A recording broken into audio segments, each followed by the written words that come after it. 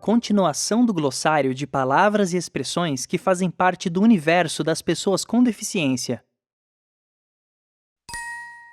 Má formação congênita. Condição presente desde o nascimento, ocasionada por uma alteração durante o desenvolvimento fetal. As malformações congênitas dos membros estão entre as mais comuns e podem ter semelhança visual com amputações. Por isso, é importante certificar-se do tipo de deficiência que a pessoa possui. Muleta. Instrumento geralmente utilizado por pessoas com amputação em uma ou ambas as pernas, ou que caminham com suportes de órteses. Cuidado para não confundir com bengala. Necessidades especiais. Não use para se referir às pessoas com deficiência. A expressão, já desgastada pelo uso equivocado e excessivo, foi criado a partir de necessidades educacionais especiais. A intenção de generalizar o uso banalizou o conceito. Mesmo no caso da educação, é preferível dizer necessidades educacionais específicas. Normal. No âmbito das reflexões sobre diversidade e diferenças humanas, não cabe a expressão normalidade. Prefira usar pessoa sem deficiência e não pessoa normal. Órtese. Equipamentos que complementam uma função do corpo, como a cadeira de rodas e as muletas, por exemplo, que devolvem a capacidade de locomoção às pessoas com deficiência física. Outro exemplo são os óculos que melhoram a capacidade visual de uma pessoa com miopia. Essa é uma órtese que muita gente usa. Ouvinte. Expressão frequentemente utilizada por pessoas surdas e profissionais da área da surdez para se referir às pessoas sem deficiência auditiva, que ouvem normalmente. Exemplos. Clarice, que é surda e estuda em uma escola regular inclusiva, conta com uma intérprete de Libras para mediar as conversas com o professor e os colegas ouvintes. Filha de mãe surda e pai ouvinte, Regina aprendeu desde cedo a se comunicar em sinais. Paralisia cerebral. Condição que resulta da ausência de oxigenação em partes do cérebro, que controlam as funções motoras. Isso acontece geralmente durante a gestação ou no momento do parto. A paralisia cerebral é uma deficiência motora que se manifesta de diversas formas, podendo interferir mais ou menos nos movimentos e no equilíbrio da pessoa. Exemplo: a paralisia cerebral de Sofia comprometeu os músculos responsáveis pela produção da fala e, por isso, ela faz terapia com a fonoaudióloga. Rodrigo, que tem paralisia cerebral e usa cadeira de rodas, está estudando para o vestibular de arquitetura. Paralimpíada e Paraolimpíada.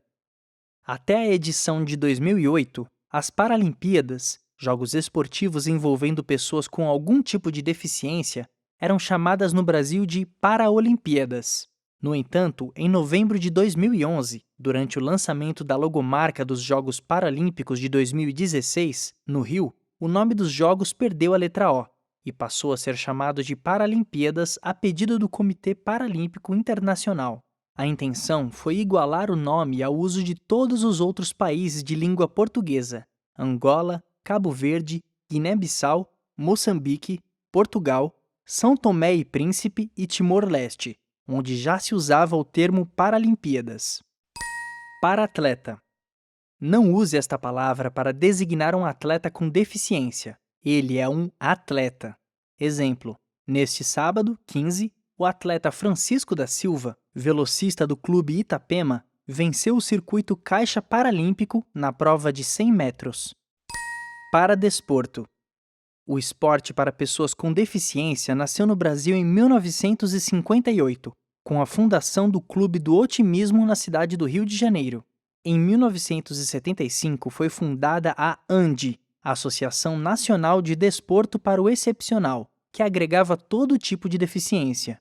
Com o crescimento da participação de atletas com as mais diversas deficiências, as entidades representantes foram se tornando cada vez mais especializadas. Surgiram assim a Associação Brasileira de Desportos de Cegos, ABCD, a Associação Brasileira de Desporto para Amputados, ABDA, a Associação Brasileira de Desportos para Deficientes Mentais, ABDEM, entre outras.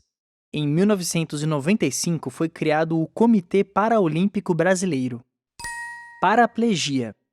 Paralisia total ou parcial dos movimentos e ou sensibilidade dos membros inferiores. Geralmente causada por lesão medular na altura da coluna torácica ou lombar, ou por alguma disfunção neurológica, a condição leva a pessoa a precisar de cadeira de rodas para se locomover. É recomendável escrever que a pessoa possui paraplegia e evitar o termo paraplégico. Atenção para não confundir com tetraplegia. Exemplo: a auxiliar de escritório Silvia Barbosa, 26 anos, tem paraplegia e concorre a uma vaga de emprego pela lei de cotas. Pessoa com deficiência. É a expressão recomendada pela Convenção sobre os Direitos da Pessoa com Deficiência e também a mais bem aceita pelos movimentos sociais.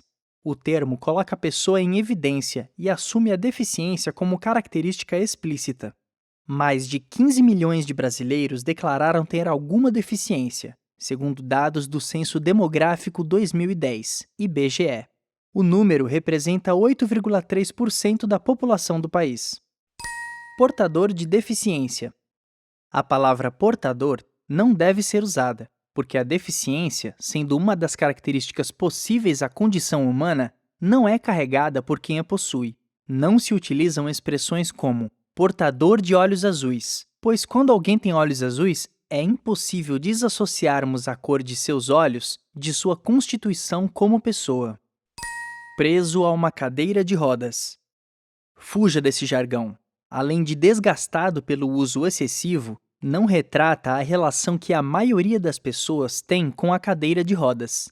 A cadeira de rodas é um instrumento libertador, na medida em que devolve à pessoa com deficiência física a sua capacidade de se locomover e, assim, participar da vida social. Prótese. Equipamento que substitui uma parte do corpo humano e pode ser implantada ou não. Um amputado, por exemplo, pode usar o recurso da prótese para colocar uma perna ou uma mão mecânica.